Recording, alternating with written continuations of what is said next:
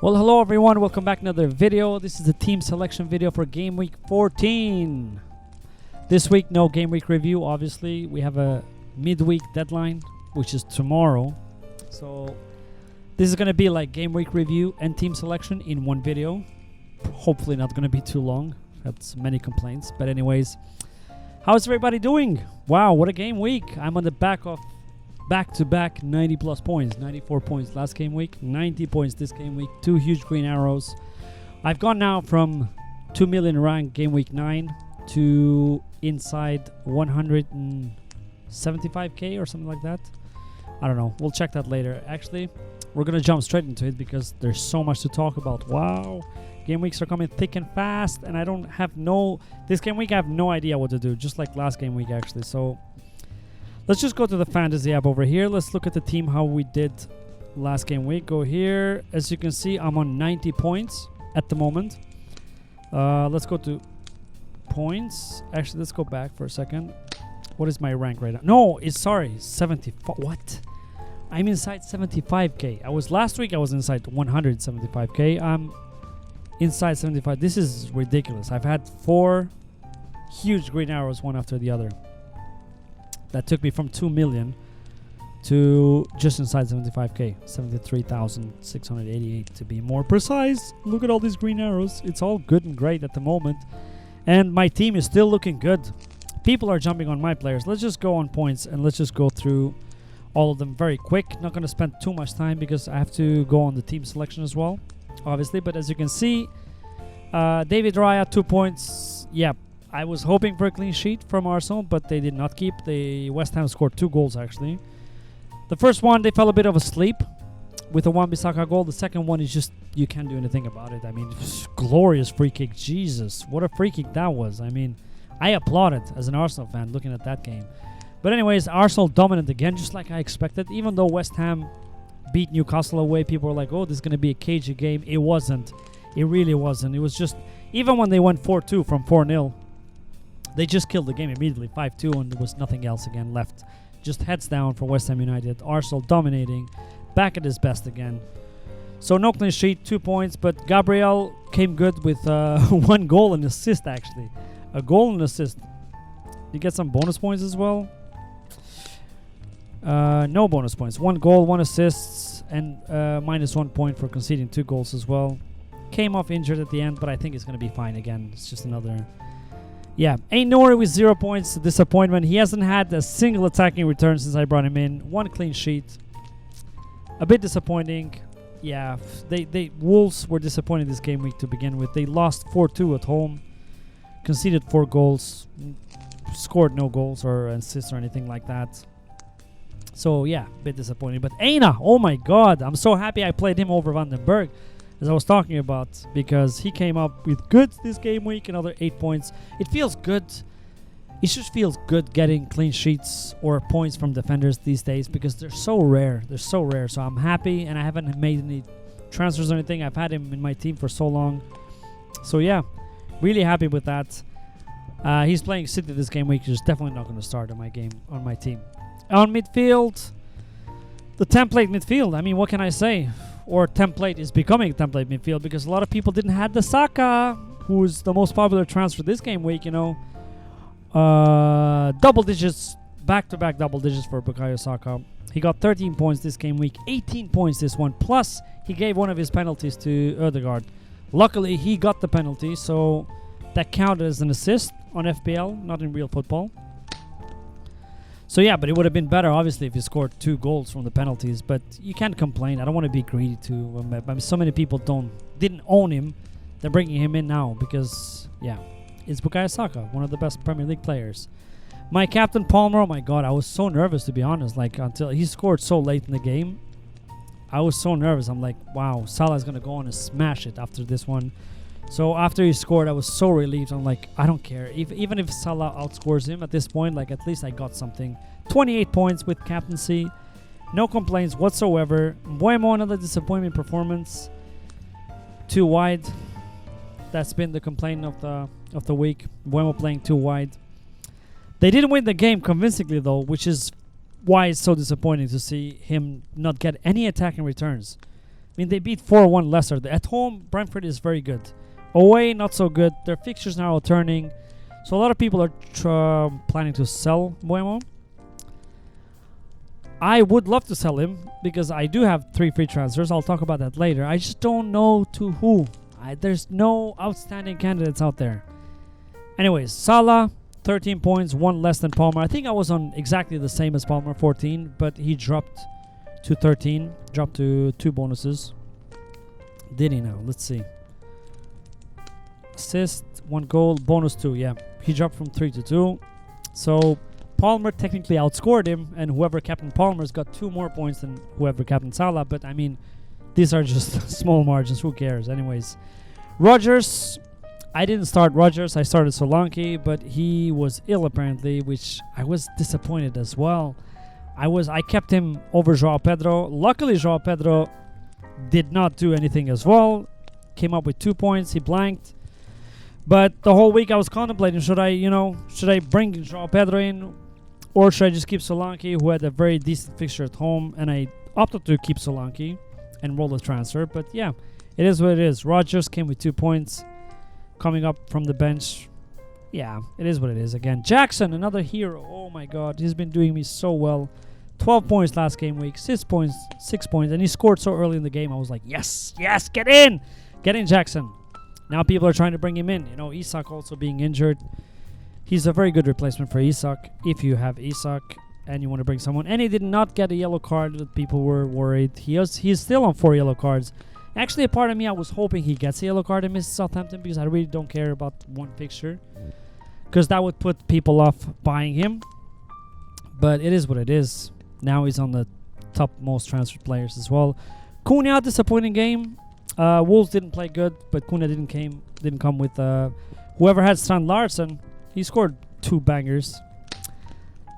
Did well, but I think a lot of people had sold Strand Larsen already because they were disappointed for not. This is right. I've been rewarded so much this last 4 game weeks, just being patient with a couple of players, like the likes of Saka, who wasn't sure if he was going to start two game weeks ago. Keeping Aina, despite some difficult fixtures in between. Yeah. Captaining Palmer and Salah, and holding Jackson, all those blank game weeks that they did when he blanked. But anyways, 90 points. I cannot complain. As I said, I've been on 4 huge green hours in a row, from 2 million to inside 75k at the moment. And now let's go to the team selection for game week 14. And this is how I'm lining up. Now I'll tell you my issues that I have this game week. So the team looks fine on paper as well. Raya, Gabriel, Man United at home. They might concede. Man United looking very good. People are saying that they're going to kill the title hopes for Arsenal. They're going to come to Emirates and beat us. I, for certain, do not believe whatsoever that Man United is going to beat Arsenal. I mean, miracles can happen, but it's going to have to be a miracle. Because they're just, I know they have this, there's optimism among Man United fans, new coach, and they're going to go back to the glory days, but that's going to take so much time. I mean, think of how much time it took Arteta to build this squad. And again, a game here and there, it could be a one-off. They might beat Arsenal in a one-off game, but it's just, I don't think now is the time. And we're playing them at home, so no. But they might concede. So, but anyways, that's what's defensively, I just don't have any. Again, there's no teams out there that are looking good defensively for this game week as well. So, double Arsenal defense is there to stay for the long term. Doesn't matter who they're playing. I have 8 Nori, who's been blanking blank after blank after blank. Yeah, he got that clean sheet against Southampton at home, but then blank, 2 blanks in a row. I'm still waiting for that attacking return. Everton at home, Everton away, sorry. It's not too bad. But I am not expecting too much now, Maybe he's doing attacking return, as I've said. And I said last game week, Palmer is to do attacking return, and Palmer returned big. Now I have Konsa, who's been, he hasn't been on my team for a long time. The time that I wanted to play him, which was against Crystal Palace at home, he missed out. And I played Van den Berg that week, and he kept a clean sheet, which was great. I was super happy. But now Konsa is playing against Brentford, ironically. And I don't know. I think Brentford at home. Brentford could score, obviously, but I just, for now, he's there. I might make defensive transfer this game week. I'll talk about that later again. I just don't know who. So let's move to the midfield. Oh my god, I just feel like there's so much to talk about. Like trying to just squeeze in game week review and team selection and transfers and everything that's going on with the game weeks are coming thick and fast, so there's not much time to think long term. On midfield, I just happen to have the midfield that everybody wants to have, except Mbuemo maybe, because some people are trying to sell him from now because the fixtures, they're not well now. Look, Aston Villa away. I mean, I could play him for this game week and then try and ship him next game week, but it's not a great fixture. Even though Aston Villa are not in their greatest form of their life, they've been doing bad. They're themselves going through a rough patch. And then Newcastle at home, maybe that's his last game week because Chelsea away, not good. Nottingham Forest at home, not good. Brighton away, not good. Arsenal at home, certainly not good. Southampton away, and then you have two dark red fixtures, City and Liverpool. So if I had an outstanding candidate to replace him, I would. I talked about Jared Bowen last game week, but I'm just not convinced about West Ham as well, so I don't know. He's on penalties, 90-minute man. Mbuemo still, even though he blanked 2 blanks in a row, is still, the hitman for Brentford. Saka, Man United at home. What can you say? Saka has been amazing. Palmer, Southampton away. Captaincy option again. My captaincy at the moment is on Salah, and I really, it's just there because I'm not sure who to captain. Like, it's definitely between Salah and Palmer, but I'm really not sure. Like, I haven't made a decision yet. That decision's gonna be made tomorrow, unfortunately. On attack, at the moment, I've got Solanke, who's playing Bournemouth away. Now, on Solanke, apparently he turned up to the game, and Ange Postecoglou said he should go home because he was ill. Now, illness is not, anything severe. He could play in there. Tottenham are playing on Thursday. The problem is the deadline is tomorrow, and they're probably going to have a press conference on Wednesday, which is after the deadline. It's a bit annoying, so I really don't know what to do with Solanke. I kept him last game week. He didn't show up. If I keep him this game week again and he misses again, I'm going to be disappointed. But then Rodgers has Brentford at home, which is not a bad... Like, look at the fixture for Aston Villa from now on are pretty good. We'll see about that. And then I have Cunha, Everton away. Happy with having him. And Jackson, Southampton away. Great fixture. Happy to have him. Now, let's go on the important stuff. I do have, as I said, because I rolled last game week as well, I have 3 free transfers. Now, call me crazy. I have no idea who to bring. You might say, why don't you bring João Pedro, okay? For Solanke, because Solanke is such a bad pick, Yeah, okay, João Pedro, who blanked just this game week. And not only that, João Pedro is playing Fulham away, which is not an easy fixture, bear in mind, okay? I'm happy to bring João Pedro in from Leicester away, Crystal Palace at home for this run over here. I just feel like, is Fulham away so much better than Bournemouth away for Solanke? Is it so much better? Because I don't think so. Like, on paper at least, I don't think so. I mean, let's not make Solanke the new Ronaldo. And, no, sorry, João Pedro the new Ronaldo, and Solanke the new, I don't know. What's the opposite of Ronaldo? Someone who doesn't score goals. Because Solanke is a decent, I mean, remember last year, he played for Bournemouth, and he was in a lot of our teams. So, I still think it's a decent shout to have him there for this game week instead of João Pedro. So, if you take off João Pedro, then who is there? Obviously can't afford Haaland. Wood is playing Man City away. No chance I'm bringing him in this game week. Welbeck, same with João Pedro. They're playing Fulham away. Watkins, I don't have money, obviously, because he's way more expensive. And I don't think I would bring him in because he's been in such a poor form this season. Visa, he has difficult game week. He's playing Aston Villa away, but he's been fine. But I have Mbuemo. I don't want to invest in another Brentford. Strand Larsen, I have Cunha. Now Evan Nielsen, he's actually intriguing me because he's a handful. This guy is a handful. He got all the 3 penalties that were scored by... Who were the penalties scored? Kluivert. But he got all the penalties, so even though he didn't score any goals, still end up on 12 points because the penalties on FPL are counted as assists. And his returns has been, you know, only game week he blanked these last few game weeks is game week before that against Brighton. And then 8 points, 7 points, 8 points, 5 points. Pretty consistent. I mean, he's intriguing me, so I am really considering him. I just don't know if I want to bring him this game week. I want to wait one more game week so badly because I feel like, as again, the team is set well. Now from Buemo, if I sold Buemo, so these are the outstanding. Let's just go by points because it's easier to. I obviously don't want Maddison for now, or Johnson, or Luis Diaz. I just wish actually that Liverpool had nailed on one of the wingers or the striker, because barring Salah, they've been rotating the other 2 all the time, and I don't want to live with that headache. Maddison, again, some tough fixtures, not the easiest fixture. Bournemouth away. I don't want to bring him in. Or I'm not convinced to make a transfer, you know, just for the sake of making a transfer. I'm not convinced he's so much better than Buemo.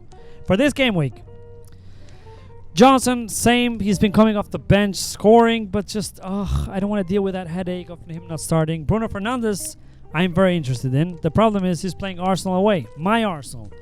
Now, that's not a good fixture. I don't care what you think about Bruno or Man United, or if they're gonna, you know, come and beat Arsenal. Yeah, sure.